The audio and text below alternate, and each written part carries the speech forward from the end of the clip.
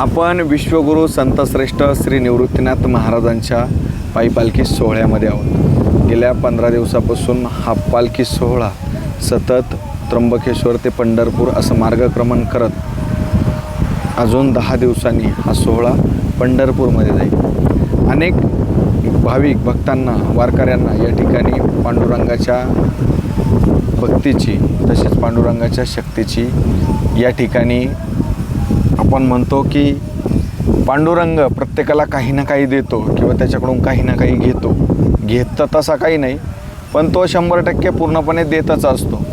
आपले भक्त आपल्या पांडुरंगावर कधी नाराज होतात, कधी राग व्यक्त करता, कधी द्वेष व्यक्त करता, कधी त्याच्याबद्दल तरी पण एवढं सगळं करूनही तो कधीच कोणावर नाराज होत नाही। आपल्यासोबत हे आजोबा आहे, यांना या पांडुरंगाची खूप मोठी अनुभूती लाभलेली आहे। तुमची आता कितवी वारी? माझ्यावाल्या तशा गाडीनं भरपूर वाऱ्या झाल्या, पण पायी दिंडीची ही 3री वारी मोठी। काय अनुभूती विठ्ठलाची?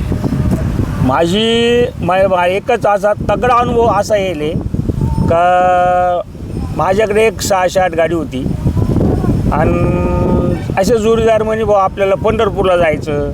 मग त्यावेळेस विचार केला बा पंढरपूर सारख्या ठिकाणी आपल्याला कोणत्या मठात जागा देतील बुवा असं। मग आमच्या एक होते तरी एक महाराज आणि आमच्या गावचे काही ठराविक बुवा तज्ज्ञ लोकही तिथं होते। आम्ही त्यांना विचारलं बुवा आम्हाला तिथं जागा द्याल का, पंगत द्यायचं, आम्ही पंगत देऊ बुवा असं तसं। ते हो म्हणले। मग आषाढी वारी आली, 70-80 लोक वारकरी जमावले मी आणि गाडी आम्ही पंढरपूरला गेलो। एवढ्या गर्दीतून आम्ही गाडी त्या मठावर नेली, पण त्या बाबांनी आमच्या गावचे जे अनुभवी लोक होते किंवा बा त्यांनी आम्हाला तिथं जागा दिली नाही। आता आम्हाला मनस्ताप भरपूर झाला, पण आता जागा नाही म्हटल्यानंतर काय करायचं। मग आम्ही हळूहळू परत ती गाडी एवढ्या गर्दीतून स्टँडकडे नेली आणि खरोखर मला पण वाईट वाटलं का बाबा एवढ्या लांब येऊन आता ही एवढी 80 लोक एवढी पब्लिक आपण कशी पाय देऊन ठेवणार, आपल्याला कोण जागा देणार। मग मी पांडुरंगाचं स्मरण करून पांडुरंगाला विचारलं का मग तुला जर मला जागा द्यायची नव्हती तर मग मला इथं बोलावलंच कशाला।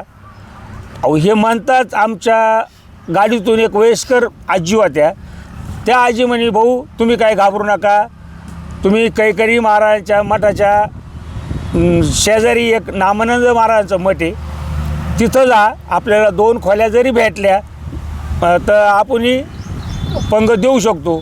मग आम्ही 4-2 जोडीदार तिथं गेलो आणि तिथं गेल्यानंतर मग आम्ही विचारलं त्या महाराजांना, तर महाराजांनी आम्हाला 2 खोल्या दिल्या मोठमोठ्याल्या, गाडीमध्ये आणायला लावली। मग आम्ही तिथं पंगत दिली आणि मग तसपासून आम्ही टोटल 11 वर्ष तिथं पंगत दिली।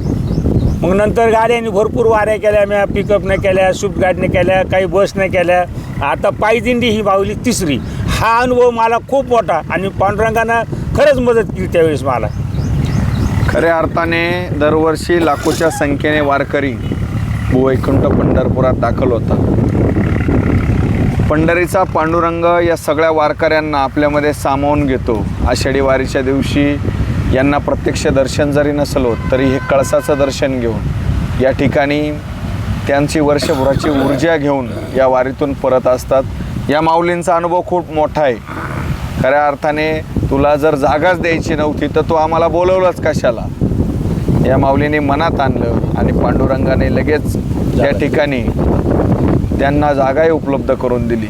पांडुरंगाच्या माध्यमातूनच ती आजी त्यांना भेटायला आली आणि ती जागा उपलब्ध झाली।